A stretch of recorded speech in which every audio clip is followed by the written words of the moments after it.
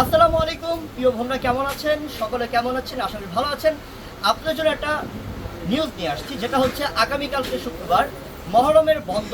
তাই আমাদের অত মার্কেট জোন প্রত্যেকটা মার্কেট বন্ধ থাকবে, প্লাস আমাদের মার্কেট বন্ধ থাকবে, প্লাস আমাদের পূর্ণিমার শাড়িও বন্ধ থাকবে, সারাদিন বন্ধ থাকবে। আর আমাদের সকাল থেকে শুরু হবে, রাত পর্যন্ত আমাদের অনলাইন সার্ভিস খোলা থাকবে। যারা অনলাইনের মাধ্যমে কেনাকাটা করবেন, আগামীকালকে আমাদের লাইভ হবে, ভিডিও হবে। আপনারা আগামীকালকে সরাসরি আপনারা কেনাকাটা করতে পারবেন না, কিন্তু আপনারা লাইভগুলো দেখে আমাদের অনলাইনে অর্ডার করে অনলাইনের মাধ্যমে কেনাকাটা করতে পারবেন।